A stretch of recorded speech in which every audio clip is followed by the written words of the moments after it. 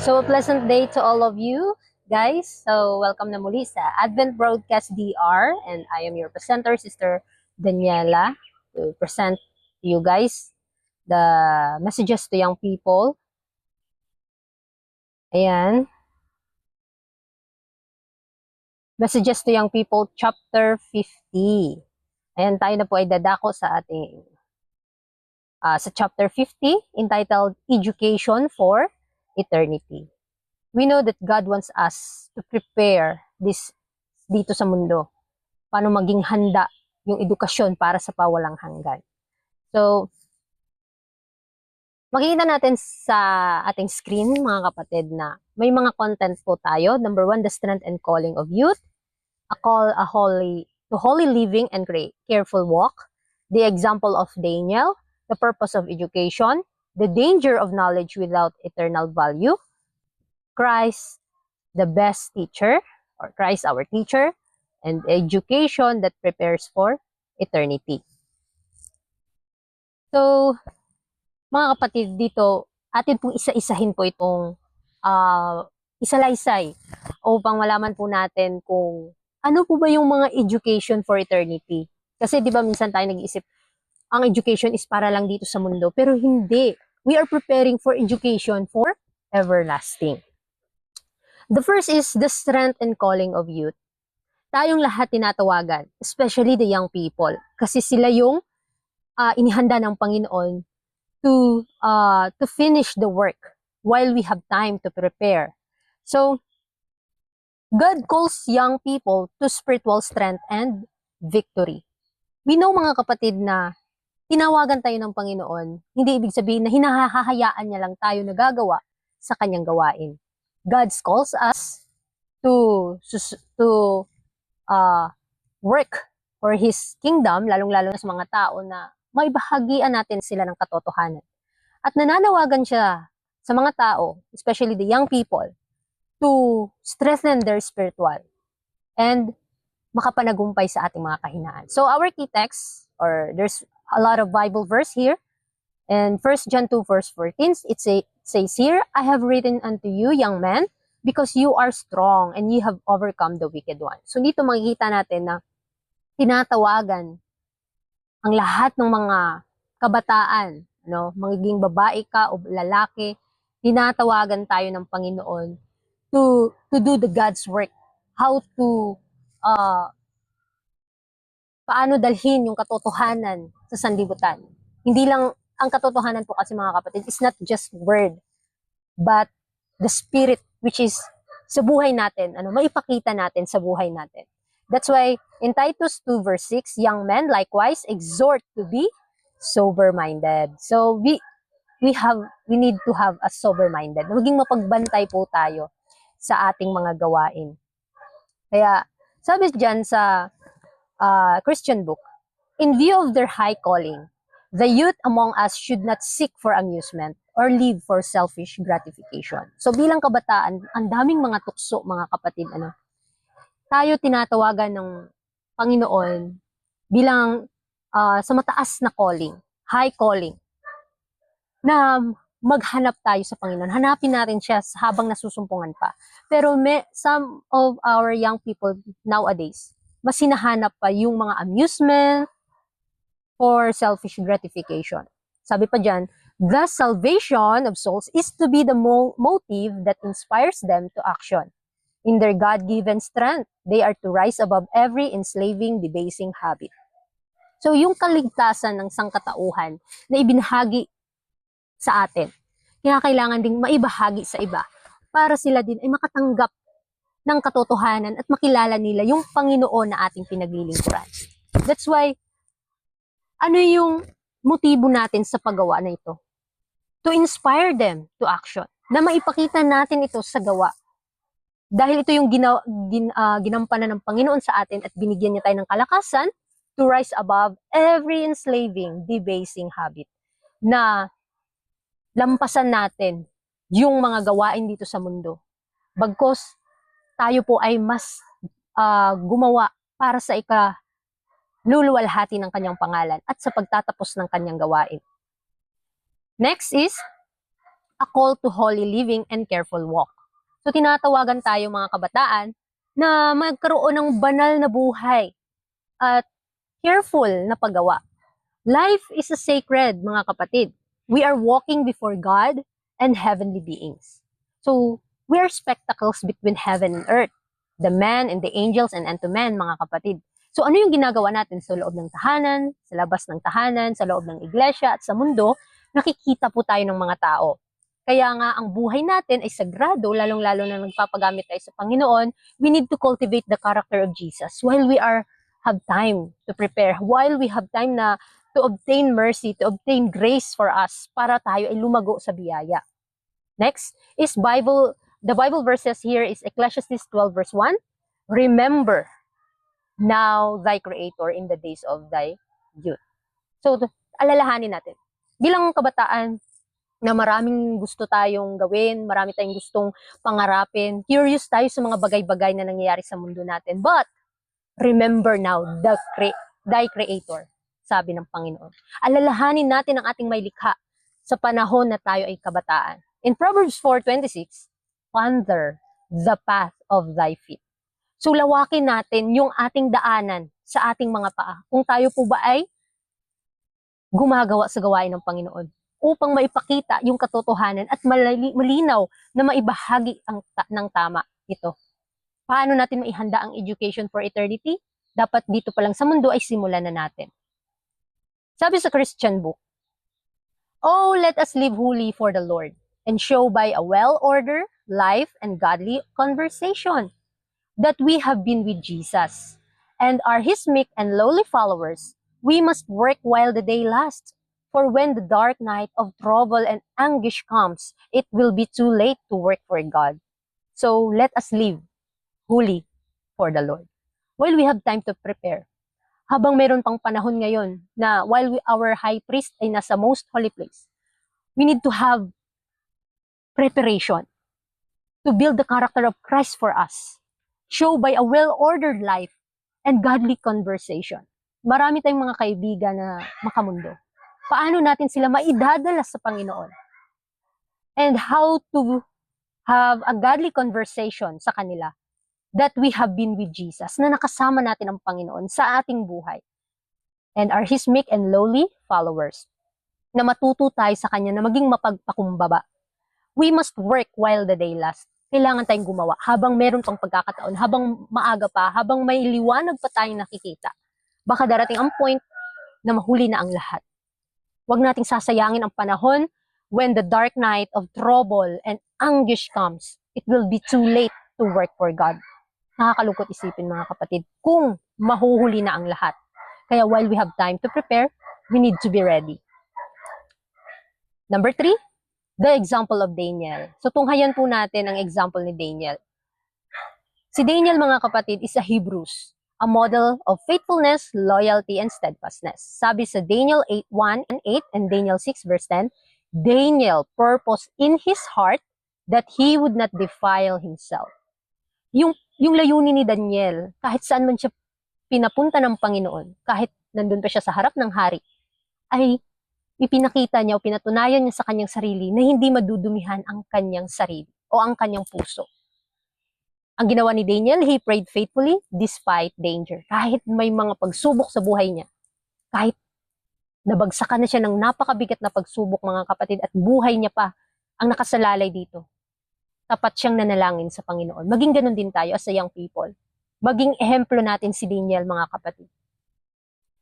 Number 4, the purpose of education. Ano po bang layunin ng ating edukasyon? Habang tayo nag-aaral dito sa mundo, habang ang daming mga books na ating binabasa, ang dami nating mga knowledge na nalalaman, the purpose of education. Life is sacred, so we are walking before God and heavenly beings. So, the Colossians 3:23, whatsoever you do it heartily as the Lord. So, lahat pala ng ating gagawin, mga kapatid, so, ibalik natin, the purpose of education. So, lahat ng ating gagawin, yung education na ating natutunan dito sa mundo ay kailangang magamit sa gawain ng Panginoon.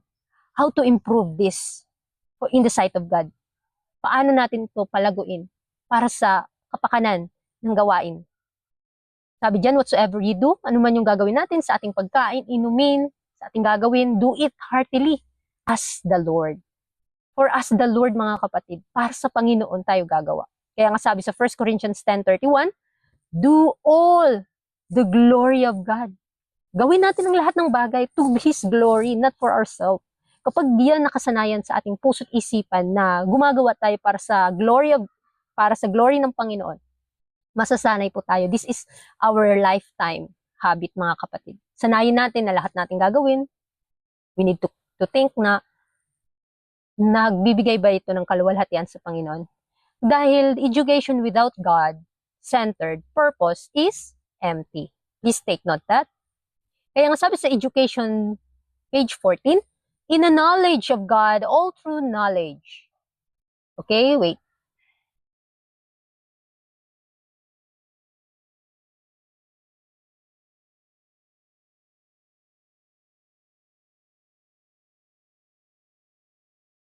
Okay? Sabi dyan,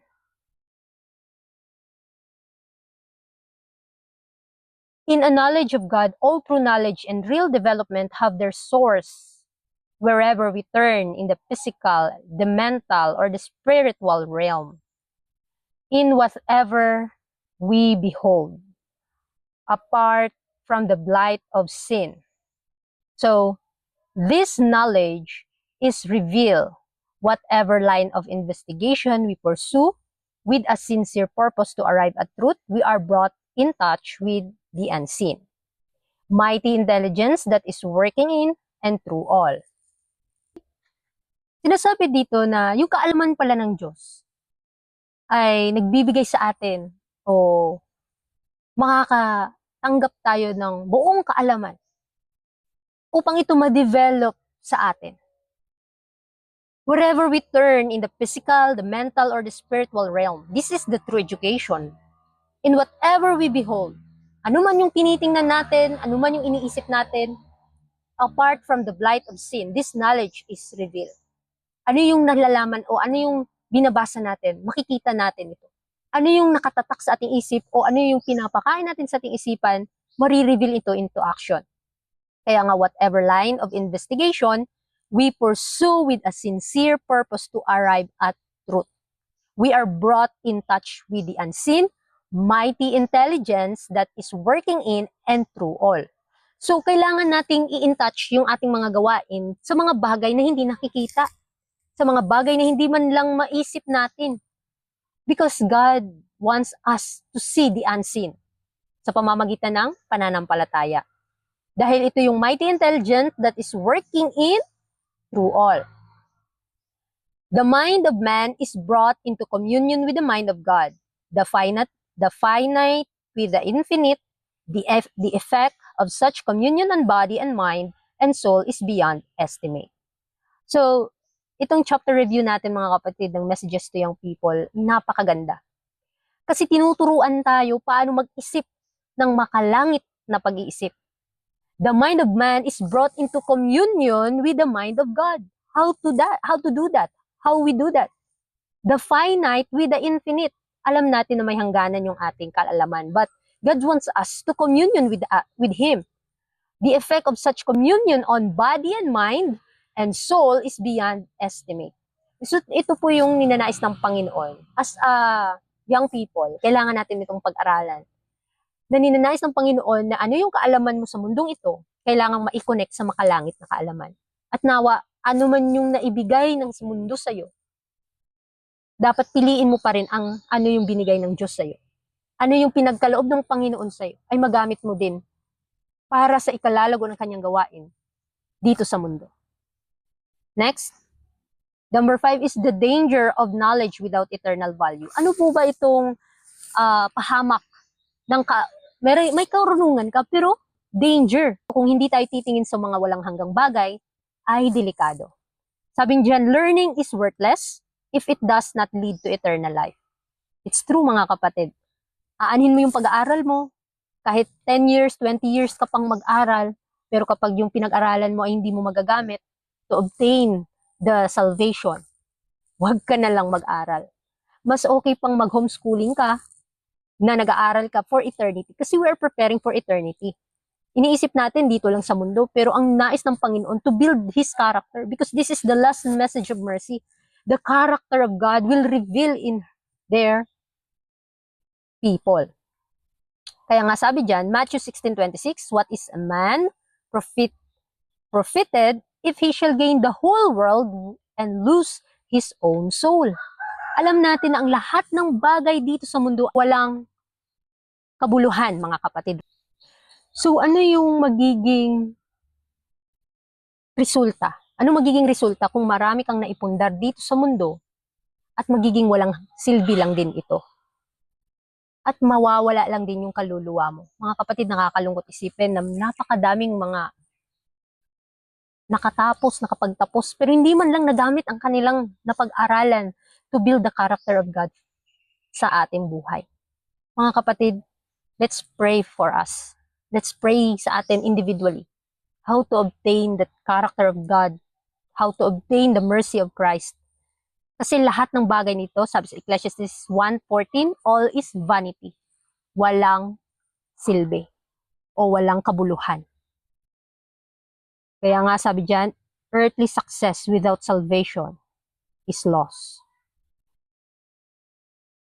Ang karunungan mo o naging success ka sa mundong ito pero hindi mo man lang nagamit ito sa kaligtasan, ay wala ding pakinabang. Okay? So this mingling makes a potion that is poisonous to the soul, destructive of faith in the God of all truth. So tandaan natin, ano yung nalalaman nating katotohanan kapag hindi natin ito maisabuhay, at ano yung nalalaman nating katotohanan at hindi man lang din nating nalakaran, ay napaka delikado. Kasi kapag ang katotohanan na hindi natin nalakaran, magiging itong kadiliman. Destructive of faith in the God of all truth. Magiging walang silbi yung ating ang katotohanan na nasa atin. Those who have a thirst for knowledge need not go to those polluted fountains, for they are invited to come to the fountain of life and drink freely. Through searching the Word of God, they may find the hidden treasure of truth that has long been buried beneath the rubbish of error, human tradition, and opinions of men. So maraming mga kasinungalingan, mas yun pa ang lumalaganap sa mundong ito. Kahit tumingin tayo sa mga social media, napakadaming mga kasinungalingan, mga walang kabuluhang mga bagay na nava-viral. But the truth is, kamusta ang katotohanan? Nagiging walang silbi na po sa ating buhay. Nakakatakot, nakakalungkot isipin dahil malapit na ang katapusan, malapit na ang pagparito ni Kristo, pero yung tayong mga tao, hindi pa nagiging handa. We are not preparing, mga kapatid. Pero itong study natin ngayon, Education for Eternity, we are preparing for eternity. Hindi lang po basta-basta ito, mga kapatid, na pag-aaral. Kailangan tayong mag-aral para sa walang hanggan. Yung karakter ni Christ ay ma-reveal sa atin. Through searching the Word of God, they may find the hidden treasure. Hindi po basta-basta itong naghahanap ka ng katotohanan. Kasi you need to compare scripture to scripture. It says here, searching the Word, it means you need to compare scripture to scripture that has long been buried beneath the rubbish of error, human tradition, and opinions of men. Dapat makita ng mga tao yung katotohanan despite sa napakadaming kasinungalingan. But sad to say, people love darkness rather than light. Kaya let's pray, mga kapatid, na malaman natin ang katotohanan na ito yung magpapabanal sa atin. Let's move on for number 6, Christ as the true teacher. Siya lamang po ang tuturo sa atin. Jesus must be our teacher every day. Sa mga pagsubok na nararanasan natin, sa mga bagay na nangyayari sa buhay natin na bakit pinapahintulot ito, inihahanda lamang tayo ni Kristo sa kanyang pagparito. Kasi siya yung ating mediator, siya yung kumikilos at humihimok sa ating puso na maging handa, na tayo ay turuan, mga kapatid. So, Jesus Christ, in Matthew 11:29, it says, is learn of me. Ito yung tinuro niya sa atin, na maging lowly and humble. How to be humble? Hindi natin kaya kasi punong-puno tayo ng pride. Kaya nga sabi sa John 15 verse 5, Jesus says, without me, ye can do nothing. Wala talaga tayong magagawa, mga kapatid. Kaya wag po tayong magtiwala sa ating sariling karunungan kasi all is vanity, walang kabuluhan ang lahat ng bagay sa mundo kung hindi man lang nakakatulong sa gawain ng Panginoon. That's why true education is learning from Christ daily, not occasionally. Daily, mga kapatid, yung pagtuturo o tinuturuan tayo ng Panginoon araw-araw para tayo matuto kasi yung pagtuturo ng Panginoon na habit for us to be fitted in heaven is a lifetime. Hindi lang po occasionally. Lifetime po ito, mga kapatid. Kaya while we have time to prepare, ninanais ng Panginoon na maging handa tayo sa kanyang pagparito. Huwag po tayong patulog-tulog lamang sa ating pananampalataya, bagkus kapitan po natin, pag-aralan po natin. In Christian Education, page 28, paragraph 3, it says here, they should not be so pressed with studies as to neglect the culture of the manners. And above all, they should let nothing interfere with their seasons of prayer, which bring them in connection with Jesus Christ.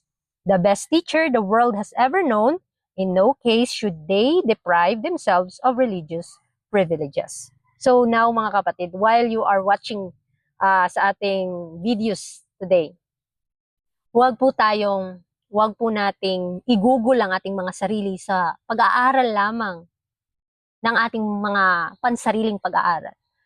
Kailangan tingnan din natin yung ating ugali, yung ating manner, yung habit natin. Isipin natin paano magbago. Ihingin natin sa Panginoon ito, mga kapatid. Kasi, and above all, they should let nothing interfere with their seasons of prayer. Huwag nating kakaligtaan yung pananalangin na ihingi sa Panginoon kung ano yung dapat nating gagawin, which bring them in connection with Jesus Christ, the best teacher that the world has ever known. Mga kapatid, napakaganda na yung lagi kang tinuturuan ng Panginoon na even nagkakamali ka, even nadadapa ka sa pagsisikap mo, as long as bumabangon ka kasi alam mo yung Panginoon na nagumpay siya para sa iyo. That's why, in no case should they deprive themselves of religious privileges. Bawat pribilehiyo ng katotohanan, atin na pong tanggapin. Atin na pong isabuhay. Ihingi natin ito sa Panginoon. Kasi without Jesus, we can do nothing. Hindi natin kayang makapanagumpay, mga kapatid. That's why, we ask God in humble spirit. Ihingi natin yung espiritong mapagpakumbaba para tayo ay talagang lalong maging makapanagumpay. So, salamat, mga kapatid, sa inyo pong pagsusubaybay, sa pagsusuporta sa ating mga programa, sa Messages to Young People. Anyway, last 2023 pa po natin sinimulan itong chapter review natin ng Messages to Young People. That's why marami po tayong matututunan, mga kapatid, even Tagalog, English. Sinisikap po natin itong mas isummary para malaman ng mga tao kung gaano kinakailangan yung edukasyon na pawalang hanggan. Number 7, education that prepares for eternity. Ito po yung edukasyon na maihanda tayo for eternity. Focus on heaven and immortal life. Sabi dyan sa Bible verse, I think this is our last verse. Sabi sa Colossians 3 verse 2, set your affection on things above. In John 17 verse 3, this is life eternal, that they might know thee. Maikilala natin ang ating Panginoong Diyos na siya ang ating kaisa-isang Diyos na buhay at si Kristo na kanyang isinugo. Because only education connected with eternity has lasting value. Ito po yung nawa ay maitanim sa ating puso't isipan na malakaran natin ang katotohanan, na makilala natin yung sino ba yung Diyos na pinaglilingkuran natin. Okay? For our conclusion, mga kapatid, education, page 30, paragraph 1, he has within his reach the power to realize in himself his noblest ideals. The opportunities of the highest education for life in this world are his. And in the training here gained, he is entering upon that course which embraces eternity. So let's take note, mga kapatid. He has within his reach the power to realize in himself his noblest ideals. So ito po yung ninanais ng Panginoon sa atin, na yung ma-ideal natin, yung parang ang gusto ng Panginoon na maabot natin, yung noblest ideals, no? Tutulungan po tayo ng Panginoon na makamit itong kapangyarihan to realize sa ating mga sarili at makamit yung character niya. The opportunities of the highest education for life in this world are His. Wala na pong iba mga kapatid. Makilala natin siya. While we have time to train this world, because this world is not my home, we are passing through mga kapatid. And in the training here, we need to gain the entering upon the course which embraces eternity. Nawa, marami po tayong natutunan for this time sa ating pag-aaral na yung ating paghahanda dito sa mundo, paano tayo makapasok sa kaharian ng langit. I-maintain na po natin yung salvation. Yung education for eternity, atin na pong i-obtain ngayon while we have time. That's why God wants us to hear His truth and to obey His command. Thank you for watching mga kapatid. And again, good day to everyone.